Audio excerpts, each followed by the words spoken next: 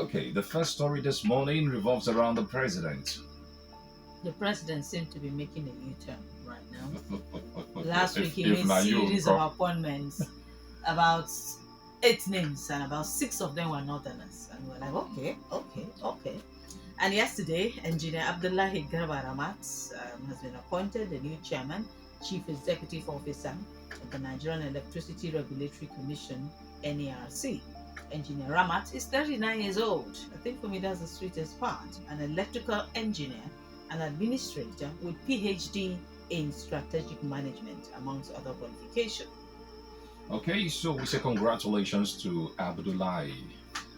But if you're conversant with the trend, this wouldn't come to you as a surprise. Recently, there was a high powered event in Kaduna.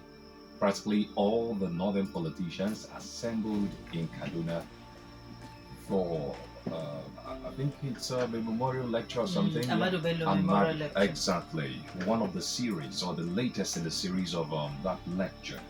And guess what? The people from the north, like the National Security Advisor, was there. You talk about the SGF, talking about the man from Benue State, former Benue State governor. What's his name again? Akume, George Akume. He was there. Despite the fact that George Akume, the likes of NSA, and of course 7 governors from the north, painted a beautiful picture of how President Bola Tinubu has been fair to the north.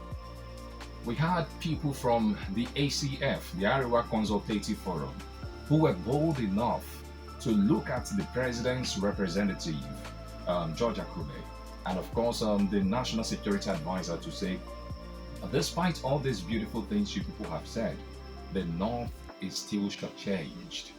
They talked about road infrastructure, they talked about insecurity in the northern part of the country, and of course, political appointments. It is no longer news that most northern elites, especially those ones outside power, outside the corridors of power, are not happy with the way President Bola Tinubu is treating them. For me, to an extent, you can say what they are canvassing for is nothing but for their private, their individual selves. Because if some of these men had access to power, if they were given appointments or contracts, as the case may be, will they be sounding the way they are sounding today? The answer is no. We can go on and name some names. What was their position when Muhammad Buhari was the president of this country? Did they sound the way they are sounding today? The answer is no. So, in all of this, Tinubu understands that, hey, if he doesn't play his card properly, that these elements that are not happy with his administration have succeeded. They have succeeded in convincing majority of Northerners, as we speak, that Tinubu is against the North. That despite the Muslim ticket, Tinubu getting over 60% of his votes from the northern parts of the country in the 2023 elections, that the man has shortchanged them. So he's also not folding his hands. He's doing the much as he can to say no, painting a contrary picture that these ones are the ones that are not happy because I did not give them appointments. Take a look at the appointments I've made. These ones, they are all northerners. The new ones are northerners. That is the impression being created. More are coming. Definitely. But in all of this, the question is, how long shall we continue to play politics of tribe? If it is not my person, we must pull him down. It doesn't matter whether the person is doing well or not. Once the person is not from my village, we won't allow him succeed. We will push a different narrative and ensure that the administration collapses. That is what we have seen over time. And to be fair to the Northerners, it didn't start today. We saw that with a Goodluck Jonathan. Even the current president contributed in pulling Goodluck Jonathan down. And to think most of the things that Jonathan did or wanted to do that he kicked against back then are exactly the same things he's doing today.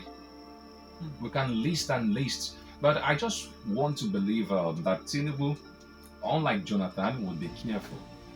We saw everything Jonathan did to placate, or I beg your pardon, to appease the northern element when he was president.